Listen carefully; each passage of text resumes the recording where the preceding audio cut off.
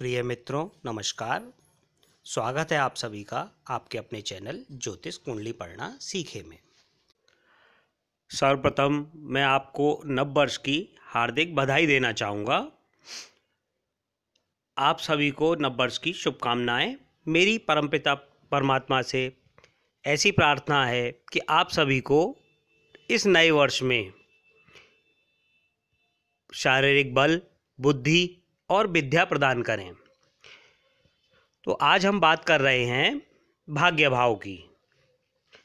आपको भाग्य भाव का स्वामी ग्रह पहचानना सिखाएंगे और सिखाएंगे कि वो ग्रह आपकी कुंडली में कहाँ स्थित है और वो क्या फल देगा। जैसा कि आप इससे देख पा रहे हैं कि 7 से लेके 12 भाव तक इस वीडियो में मैं बताऊंगा। जो दर्शक नए हैं वो एक बार पिछला वीडियो देख लें, जिसमें मैंने 1 से लेके 6 भाव तक बताए थे। चलिए एक बार फिर मैं बता देता हूँ नए दर्शकों के लिए कि जैसे कि हमारी लग्न कुंडली इस प्रकार होती है। पहला घर, दूसरा, तीसरा, चौथा, पाँचवा, छठा, सातवां, आठवां, नवां।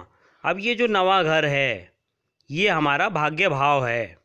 हर किसी की कुंडली में नंबर कुछ भी लिखा हो, ग्रह कुछ भी हो, ये 9वां घर है। ये 9वां घर स्थिर रहेगा। ये 9वें घर आपका भाग्य का घर है। अब इसमें जो नंबर लिखा हुआ है उस नंबर के अनुसार हम निकालेंगे कि कौन सा ग्रह हमारा भाग्य भाव का ग्रह बनता है। अब जैसे यहाँ 9वें घर में बृहस्पति भी लिखा हुआ है, तो बृहस्पति हमारा भाग्येश नहीं है, हमारा भाग्येश है ये 3 नंबर।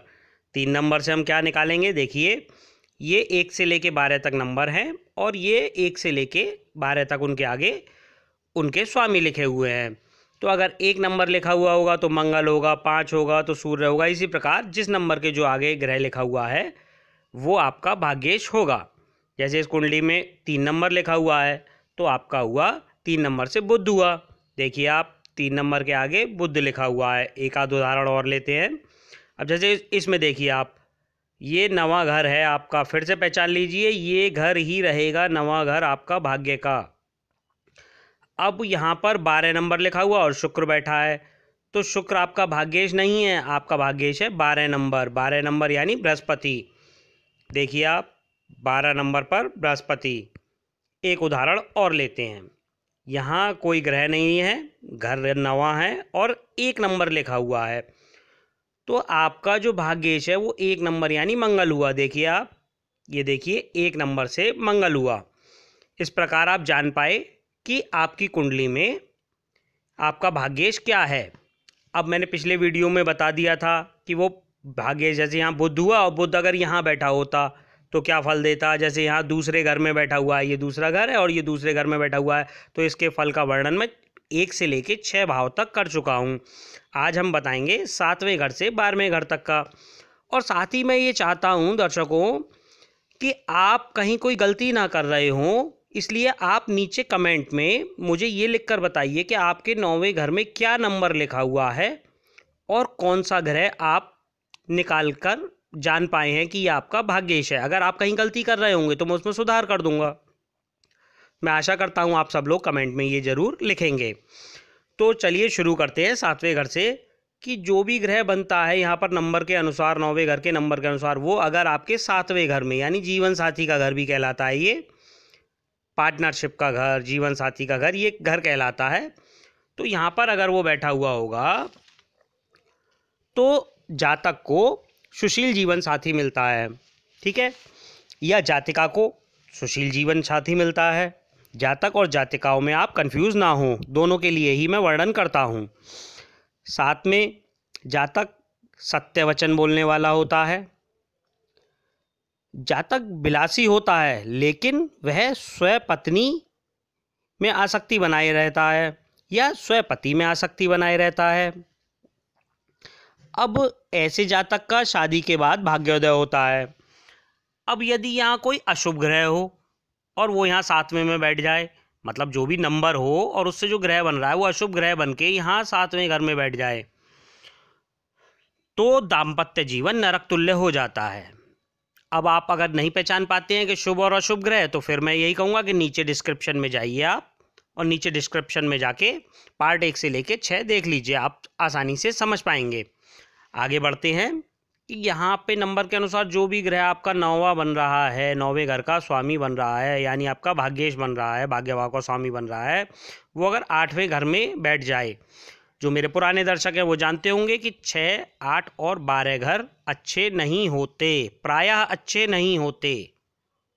75% ग्रहों के साथ अच्छा रिजल्ट नहीं देंगे। तो हमारा जब यहाँ भाग्य का स्वामी 8वें घर में बैठ जाएगा और अपने से 12वां बैठ गया, यानी देखिए 1, 2, 3, 4, 5, 6, 7, 8, 9, 10, 11 और 12 दो तरफ से खराब हो गया है ना। तो अब वो क्या रिजल्ट देगा?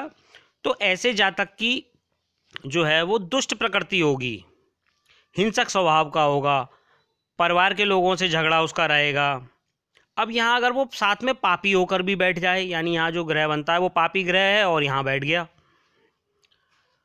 तो अपने प्रियजनों से जातक को दूर कर देता है और जातक डर डर की ठोकरें खाने पर मजबूर हो जाता है। अब हम बात करेंगे 9वें घर का स्वामी 9वें ही घर में बैठ जाए, यहाँ पर ही बैठ जाए, अपने ही घर में बैठ गया वो। जैसे यहाँ 3 नंबर लिखा हुआ है, बुध बना और बुध यहीं पर बैठ जाता। 2 नंबर लिखा होता तो शुक्र बनता है, शुक्र यहीं पर 9वें घर में ही बैठा हुआ होता, तो क्या होता?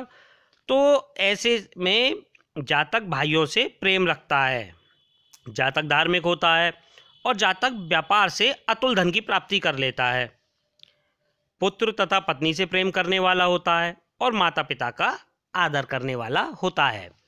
अब यहाँ 9वें घर का स्वामी ग्रह यानी आपका भाग्येश यहाँ बैठ जाए 10वें घर में, कर्म भाव में बैठ जाए यहाँ, तो कैसा फल मिलेगा? तो यहाँ जातक को वह बुद्धिमान बनाएगा, जातक प्रशासक होता है, यानी जातक के अगर और भी ग्रह उसे मजबूती दे रहे हों तो जातक राजनीति में अच्छे पद पर नियुक्त हो जाता है, भाग्य उसका साथ देता है, माता पिता का ऐसा जातक सेवक होता है और जातक साथ ही धार्मिक भी होता है। अब हम बात करते हैं यहाँ का जो भी स्वामी ग्रह बना वो 11वें घर में बैठ जाए, आय वाले भाव में बैठ जाता है, तो क्या होता है? तो जातक धार्मिक होगा, प्रसिद्ध होगा, उसे धन की कोई कमी नहीं होती, क्योंकि आय भाव में बैठ गया, आपका भाग्येश ही आय भाव में बैठ गया, तो आपको धन की कमी नहीं होने देगा। जातक व्यापारी बनाएगा वो जातक को, जातक के मित्र उत्तम होंगे तथा पुत्र सुख उसे अच्छा मिलता है। अब यहीं अगर कोई अशुभ ग्रह बैठ जाए, अशुभ ग्रह हो और वो यहाँ 11वें घर में वो बैठ जाए भाग्येश होकर, तो ऐसे में जातक को वो संतान की चिंता कराता है और मित्रों से धोखा मिलता है। अब हम बात करेंगे यदि आपका भाग्येश जो भी ग्रह बनता है वो यहाँ 12वें घर में बैठ जाए, तो जातक स्वयं सुंदर होगा, विद्वान होगा, विदेश में जातक की ख्याति होगी, जातक महान कार्य में सफलता प्राप्त करेगा, अपना धन शुभ कार्यों में खर्च करेगा।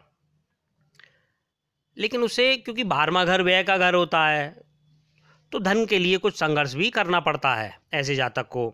अब यहाँ अगर पापी ग्रह होके बैठ जाए, यहाँ का जो भी नंबर के हिसाब से ग्रह बन रहा है वो पापी हो और यहाँ 12वें घर में बैठ जाए, तो जातक धूर्त होता है, जातक दरिद्र होता है और बिल्कुल भाग्यहीन होता है जातक। प्रिय मित्रों, आज इतना ही, धन्यवाद।